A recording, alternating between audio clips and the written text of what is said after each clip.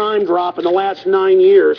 Real violent crime, because more guns means less crime. Britain took the guns 15, 16 years ago, tripling of your overall violent crime. True, we have a higher gun violence level, but overall muggings, stabbings, deaths, those men raped that woman in India to death with an iron rod 4 feet long. You can't ban the iron rods. The guns, the iron rods, Pierce, didn't do it. The tyrants did it. Hitler took the guns. Stalin took the guns. Mao took the guns. Fidel Castro took the guns. Hugo Chavez took the guns. And I'm here to tell you, 1776 will commence again if you try to take our firearms. Doesn't matter how many lemmings you get out there on the street begging for them to have their guns taken. We will not relinquish them. Do you understand?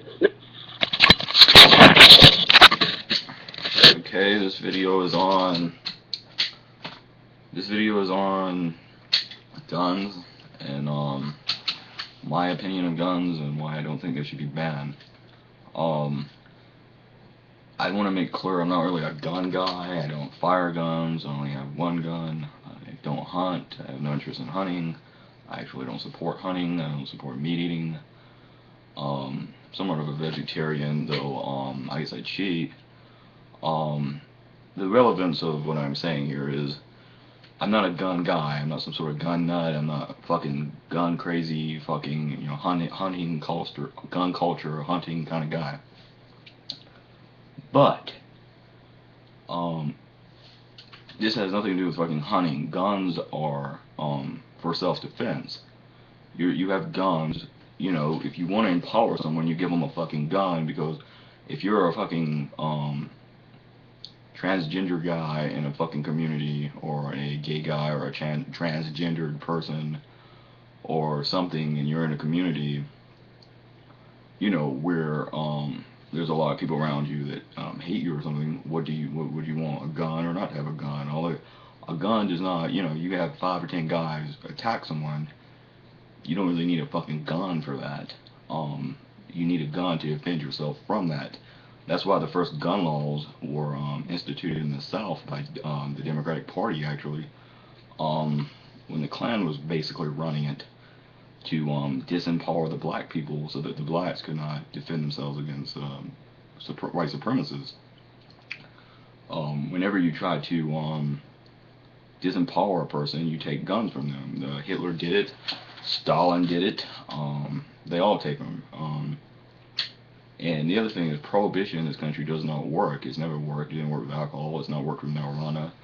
More people started using marijuana after it became illegal. Alcohol became a huge cash system of cash for the mafia. It was huge in the black market. Same thing with marijuana now. We need to be making marijuana legal, not making guns illegal. So I mean, I just find it to be outlandish and ridiculous. And yeah, and also, you know, it's like you say ban guns, nobody get a gun. Well, you ban the damn guns. I don't care if it's an assault rifle or what it is. Okay, you ban the fucking guns.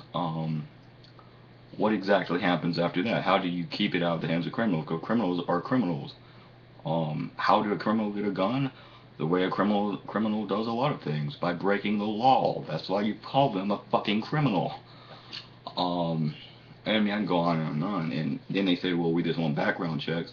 Well, that sounds like to me you just want to gather as much information on somebody as you can so you can know everything about them, you be able to track them and shit.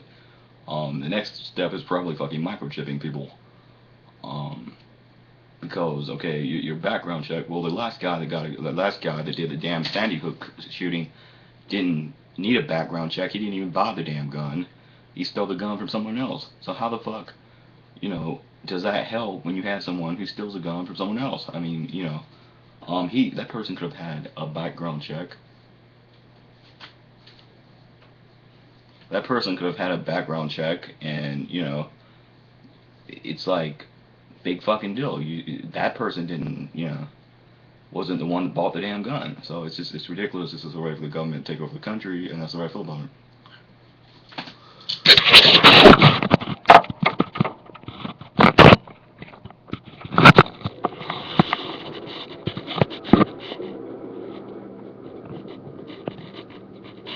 Now have you seen them flying saucers, or some of them Black helicopters flying down low and over my backyard recently. See them pouring troops in ninja suits, leaving imprints of their combat boots in the meadow down near the neighbor next to me. For they're building concentration camps from the rate high off our postage stamps to protect and defend their great democracy. Though my vote in the last election didn't quite match the same projection made by those beautiful talking heads on my TV.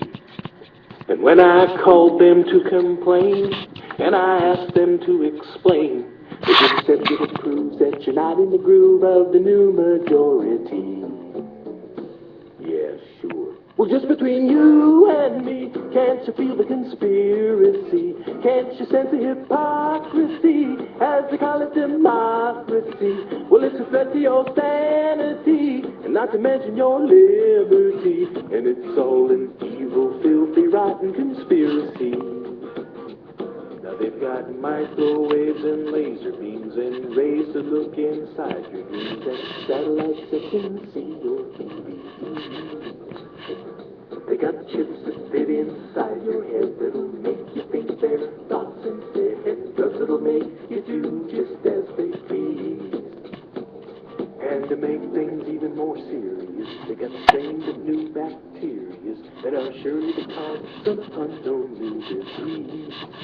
And that's why we got fear and high anxiety and paranoid perplexity and the gradual loss of all our liberty. And as they try to bring us all down, they might lead us with a frown.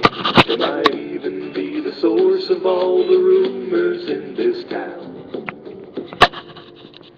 Well, just between you and me, can't you feel the conspiracy? Can't you sense the hypocrisy, as they call it democracy?